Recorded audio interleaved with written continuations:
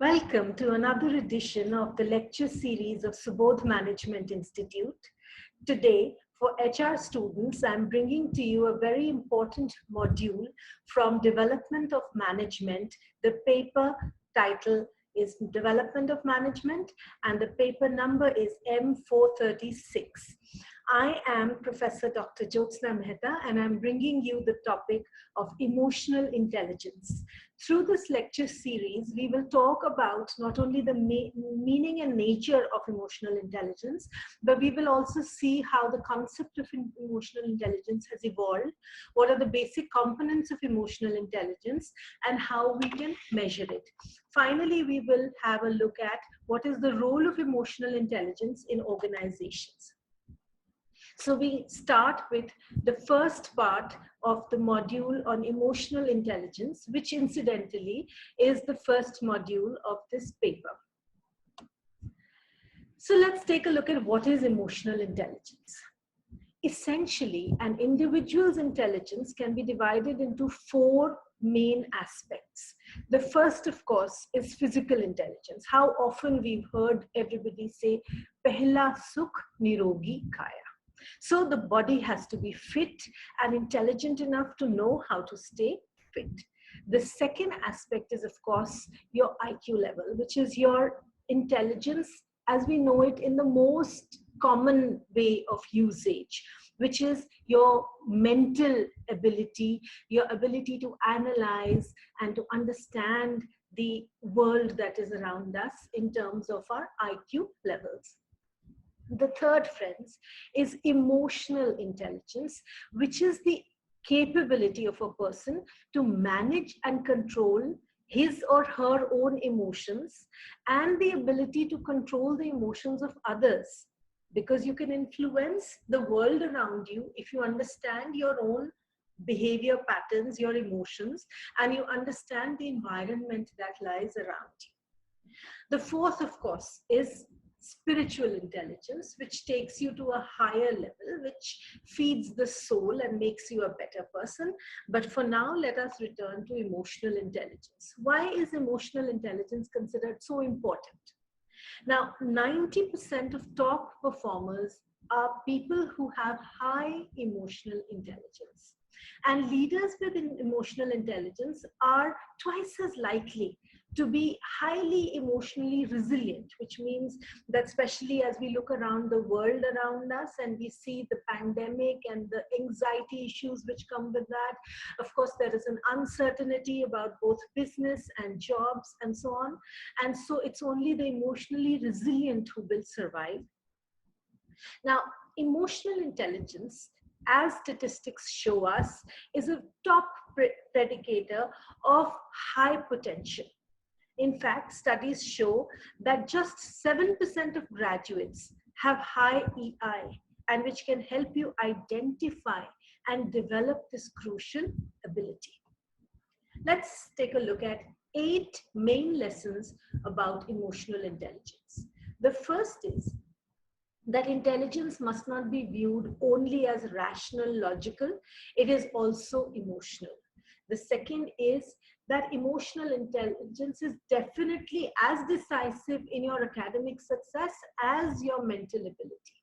Then emotions can be powerful, and being able to deal with emotions is part of emotional intelligence. And positive leadership, which is typical of emotional intelligence, is very important for leadership to succeed. Now, people who can control their emotions and their emotional intelligence is high are more likely to live a good life. Self-control, self-regulation, which is the key of achieving your objective, is part of understanding yourself, which is a part of being emotionally intelligent. Emotional intelligence is definitely going to affect your health in a very positive manner. And emotional intelligence, lastly, is fundamental to the way we relate to the people around us, to our social life, to our relationships around us, with the people around us. So, what is going to happen if I have a high EQ? Let's take a look at that. One, I'm going to relate better to people around me, so my team performance is going to be better. The stress I feel at the workplace is going to be decreased. My decision making will be better because my mental abilities will be combined with my emotional sensitivity. I will be able to relate to my staff better. There will be less staff turnover.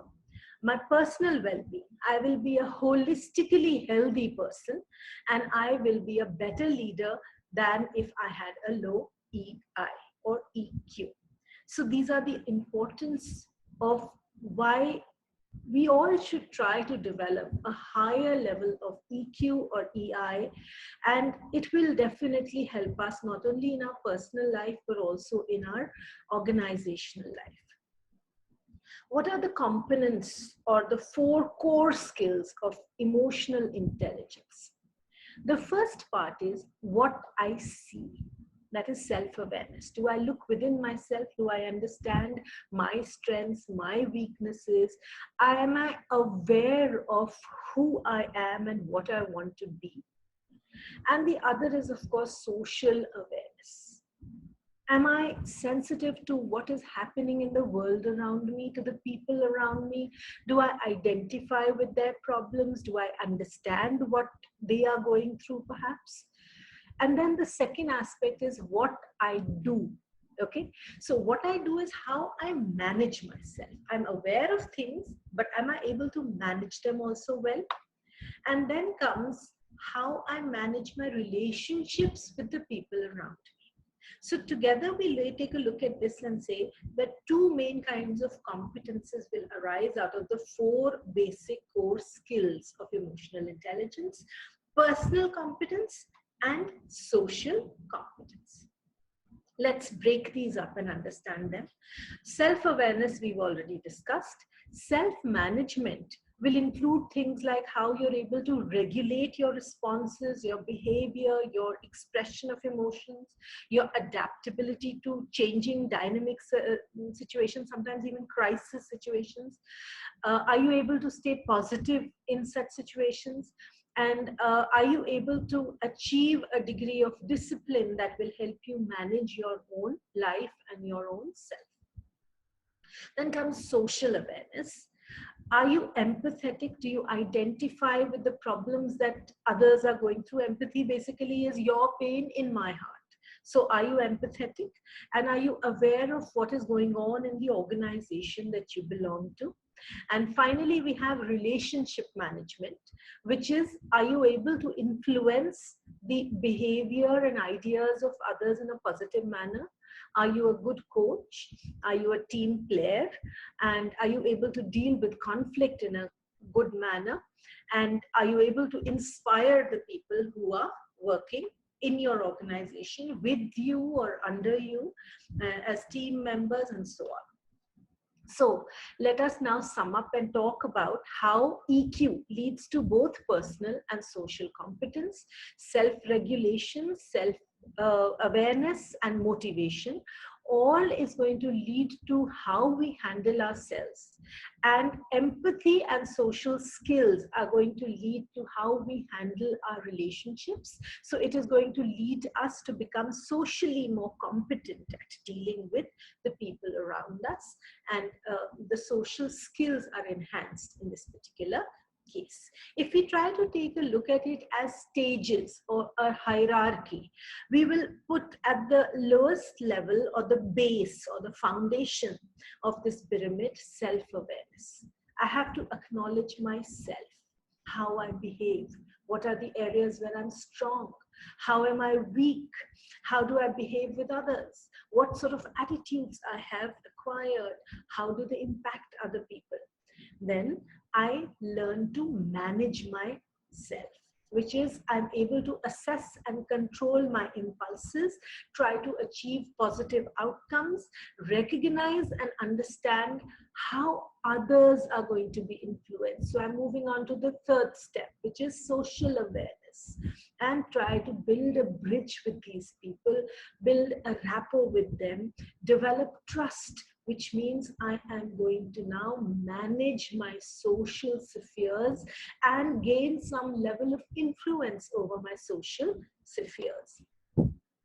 You must understand that each of these core elements which we've talked about in EQ or EI, whatever you would like to call it, are interdependent on each other. Which means one is going to, if you look at the diagram, you see how they are all interconnected. And a change in one is going to bring about some level of change in the other. So you can't just say, okay, I'm just going to do this part of it and this is not important, because that's not how it works. It works because it is a holistic model where I need to become self-aware, where I need to self-regulate, where I need to start understanding other people with empathy, and I need to be able to manage my relationships in a positive manner.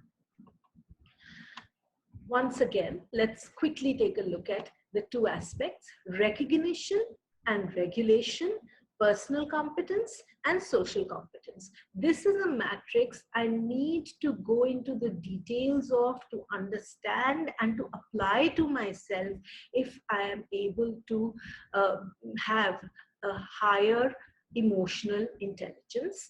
Self-awareness is going to bring about self-confidence, awareness of my emotional states, recognizing how I am behaving, why I am behaving, how this could have an impact on others. Self-management would mean that I'm applying this self-awareness and now I'm getting along with other people. I'm handling conflict positively. I'm clearly expressing my ideas and my information and using this sensitivity to another person's feeling. Then I will become socially aware. I walk into a room, I can pick up the mood of the room. I will care about what people are going through, and I will hear what the other person is really saying. So I pick up these little cues from the environment. And finally, relationship management. I become a person who's getting along well with others and handling conflict effectively, clearly expressing my ideas with the right emotion, and being sensitive to other people as well. So our own EQ is going to impact our own performance. Look at this chart. My self-awareness and self-management will ensure that my own performance is at a much higher level. But my self-awareness will lead to social awareness. My self-management will lead to relationship management. And I will also be able to bring up the level of people's performance, people around us. So I will become the kind of person who encourages and inspires people to work better. And this perhaps shall be the greatest achievement of emotional intelligence, that it helps people around us become better people, become better performers. So this is, I think, the greatest importance of understanding and trying to have a higher level of emotional intelligence. Thank you so much for listening so patiently to me. I shall be back with you soon with the second edition of the same topic of emotional intelligence. Until then, goodbye.